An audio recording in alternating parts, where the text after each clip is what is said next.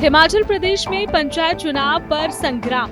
BJP विधायक रणधीर शर्मा ने कई सवाल उठाए हैं। दरअसल स्थगन प्रस्ताव पर रणधीर शर्मा ने कहा, पंचायती और शहरी निकायों के चुनाव पर प्रदेश सरकार की नीयत संदिग्ध है। रणधीर शर्मा ने ये कहा है कि सरकार के बयानों से प्रतीत होता है कि चुनाव को टालने की कोशिश हो रही है, प्रयास किया जा रहा है।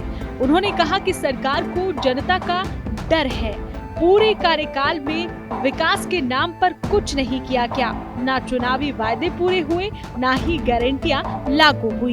हार के डर से सरकार चुनाव टालने की कोशिश कर रही है। बार बार मीडिया में दिए गए बयानों और अधिकारियों को दिए गए दिशा निर्देशों से ऐसा लगता है कि सरकार इन चुनाव को टालना चाहती है। हालांकि चुनाव टालने का कोई कारण नहीं है। शायद अपनी पार्टी के प्रत्याशियों की संभावित हार को देखकर, क्योंकि अपने इस कार्यकाल में जनहित में कुछ किया नहीं, जनता के लिए काम नहीं हुए, विकास कार्य नहीं हुए, चुनावी वादे तो दूर, चुनावी गारंटियां पूरी नहीं हुई, इसलिए संभावित हार को देखकर ये सरकार चुनाव टालने का प्रयास कर रही है। हिमाचल प्रदेश में पंचायत चुनाव पर संग्राम। बीजेपी विधायक रणधीर शर्मा ने कई सवाल उठाए हैं। दरअसल स्थगन प्रस्ताव पर रणधीर शर्मा ने कहा, पंचायती और शहरी निकायों के चुनाव पर प्रदेश सरकार की नीयत संदिग्ध है।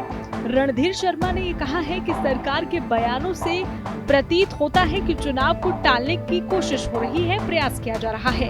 उन्होंने कहा कि सरकार को जनता का डर है। पूरे कार्यकाल में विकास के नाम पर कुछ नहीं किया गया, ना चुनावी वायदे पूरे हुए, ना ही गारंटियां लागू हुई। हार के डर से सरकार चुनाव टालने की कोशिश कर रही है। बार बार मीडिया में दिए गए बयानों और अधिकारियों को दिए गए दिशा निर्देशों से